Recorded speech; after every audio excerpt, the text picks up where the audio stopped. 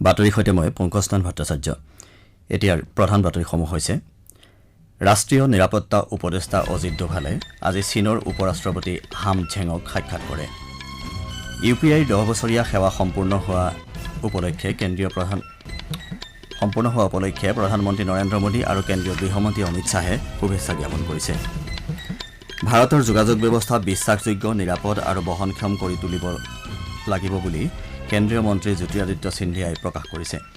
বিগত কেইবছৰমানৰ পৰা বিমানযোগে সামগ্ৰীৰ পৰিবহণৰ পৰিমাণ 40% বৃদ্ধি হৈছে বুলি মন্ত্ৰী কে ৰামমোহন নাইডুৱে প্ৰকাশ কৰিছে। আৰু ভাৰত আৰু শ্ৰীলংকাৰ মাজত কলম্বোত অনুষ্ঠিত চলিত টেষ্ট ক্ৰিকেট শৃংখলাৰ দ্বিতীয় তথা অন্তিমখন খেল বৰষুণৰ বাবে ব্যাহত হৈছে।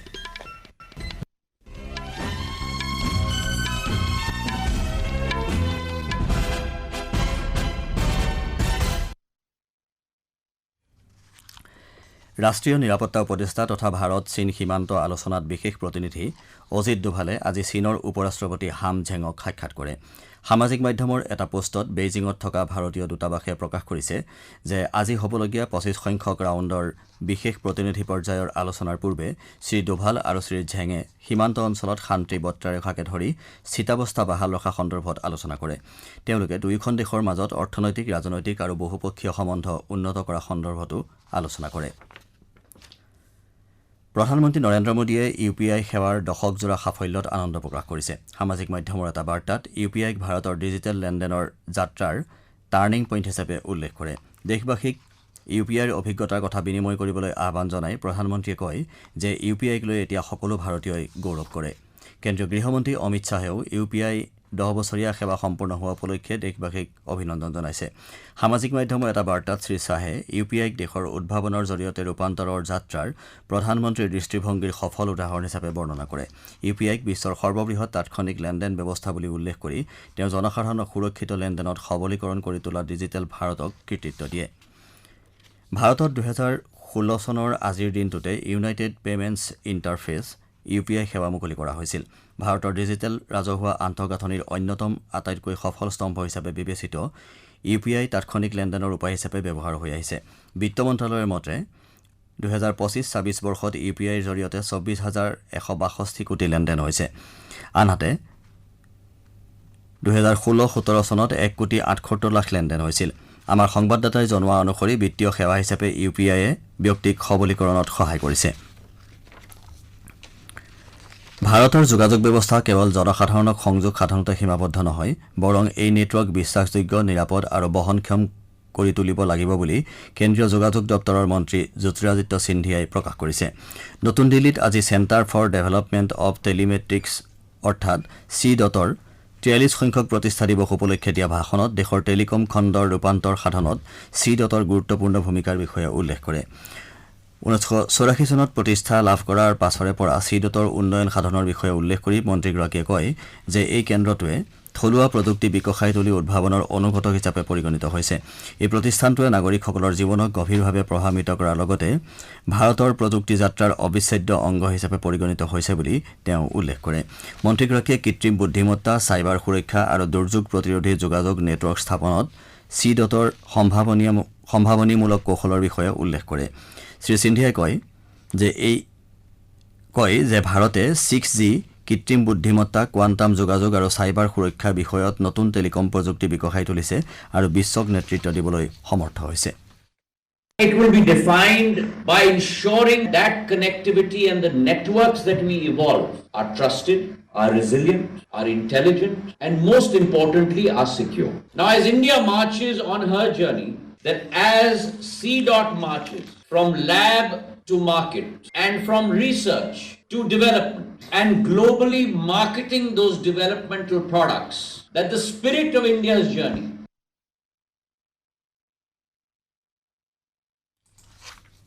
প্ৰতিৰক্ষা উৎপাদন বিভাগৰ সচিব সঞ্জীৱ কুমাৰে আজি কয় যে দেশৰ প্ৰতিৰক্ষা উৎপাদন খণ্ডই ঐতিহাসিক ৰূপান্তৰৰ মাজেদি গতি কৰিছে। তেওঁ কয় যে 2013-14 বিত্তীয় বৰ্ষৰ 43,000 কোটি টকাৰ বিপৰীতে 2025-26 বিত্তীয় বৰ্ষত ঘৰুৱা প্ৰতিৰক্ষা উৎপাদনৰ পৰিমাণ অভিলেখ সংখ্যক 1,78,000 কোটি টকা হৈছে।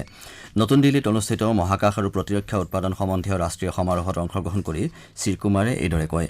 তেওঁ লগতে উদ্যমী আৰু উদ্যোগপতিসকলক গৱেষণা আৰু উন্নয়নত বিনিয়োগ কৰিবলৈ আহ্বান জনায়। শ্ৰোতাসকলে বাতৰি শুনিছে আকাশবাণীৰ পৰা। বিগত কেইবছৰমানৰ পৰা বিমানযোগে সামগ্ৰী পৰিবহণ লক্ষণীয়ভাৱে বৃদ্ধি হৈছে আৰু এই বৃদ্ধিৰ পৰিমাণ 40% বুলি অসামৰিক বিমান পৰিবহণ মন্ত্ৰী কে ৰামমোহন নাইডুৱে প্ৰকাশ কৰিছে। নতুন দিল্লীত সাংবাদিকৰ সৈতে হোৱা কথা বতৰাত শ্ৰীনাইডুৱে কয় যে চৰকাৰে সমগ্ৰ দেশতে বিশ্বমানৰ বিমান পৰিবহণ কেন্দ্ৰ আৰু সা সুবিধাৰ সৃষ্টি কৰিবলৈ বিচাৰে। দেশত বয় বস্তু পৰিবহণৰ সেৱা সম্প্ৰসাৰণত প্ৰধানমন্ত্ৰী নৰেন্দ্ৰ মোদীয়ে গুৰুত্ব আৰোপ কৰিছে বুলি তেওঁ উল্লেখ কৰে। মন্ত্ৰীগৰাকীয়ে কয় যে ফেড এক্স আৰু GMR বিমানবন্দৰে দিল্লী বিমানবন্দৰত উৎসৰ্গিত পৰিবহণ সেৱা কেন্দ্ৰ স্থাপনৰ বাবে অংশীদাৰ হৈ কাম কৰিছে।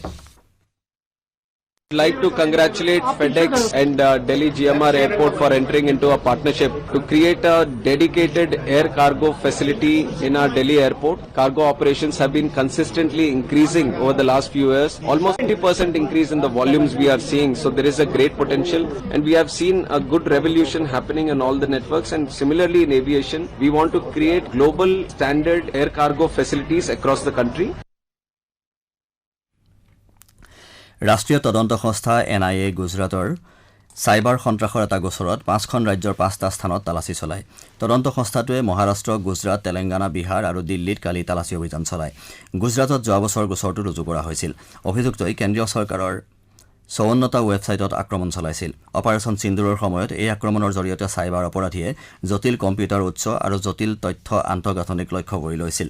এই আক্ৰমণে ৰাষ্ট্ৰীয় সুৰক্ষা আৰু সংহতিৰ লগতে সাৰ্বভৌমত্বৰ প্ৰতি ভাবুকিৰ সৃষ্টি কৰিছিল।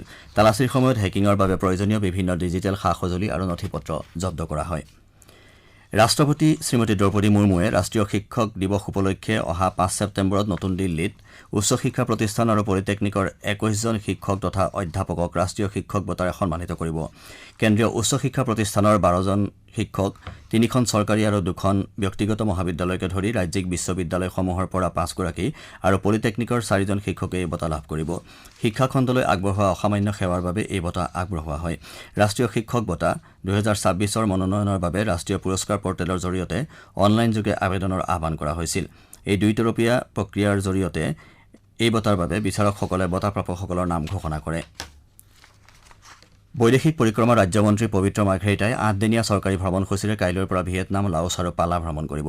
শ্ৰীমাৰ্ঘেৰিটাই ভ্ৰমণৰ প্ৰথম সূচীত ভিয়েটনাম ভ্ৰমণ কৰিব আৰু ভিয়েটনাম চৰকাৰৰ জ্যেষ্ঠ নেতাসকলৰ সৈতে বৈঠকত ভাগ ল'ব। তেওঁ দেশখনত থকা ভাৰতীয় সম্প্ৰদায় আৰু মূল অংশীদাৰসকলৰ সৈতে মত বিনিময় কৰিব। ইয়াৰ পাছত তেওঁ লাওছলৈ যাব আৰু ভাৰত আৰু লাওছৰ কূটনৈতিক সম্পৰ্ক স্থাপন হোৱাৰ 70 বছৰ উপলক্ষে দ্বিপাক্ষিক সম্পৰ্ক সুদৃঢ় কৰা আৰু উন্নয়নমূলক অংশীদাৰিত্ব শক্তিশালী কৰাত মত বিনিময় কৰিব। তাত থকা ভাৰতীয়সকলৰ সৈতেও তেওঁ মত বিনিময় কৰিব।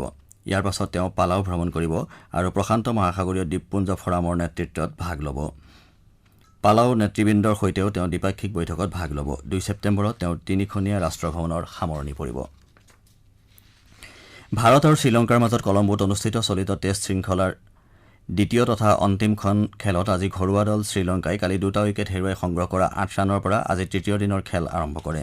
দলটোৱে বাতৰি ৰেখাৰ পৰলৈকে প্ৰথম ইনিংছত 5টা উইকেট হেৰুৱাই 147 ৰান সংগ্ৰহ কৰিছিল। ইয়াৰ আগেয়ে বৰষুণৰ বাবে খেল কিছু সময়ৰ বাবে ব্যাহত হয়।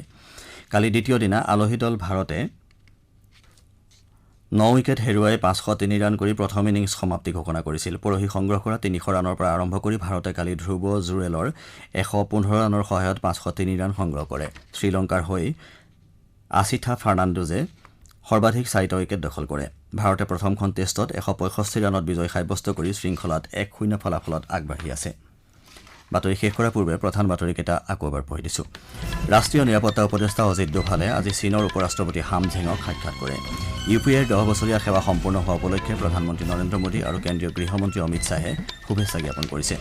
ভাৰতৰ যোগাযোগ ব্যৱস্থা বিশ্বাসযোগ্য, নিৰাপদ আৰু বহনক্ষম কৰি তুলিব লাগিব বুলি কেন্দ্ৰীয় মন্ত্ৰী জ্যোতিৰাদিত্য সিন্ধিয়াই প্ৰকাশ কৰিছে।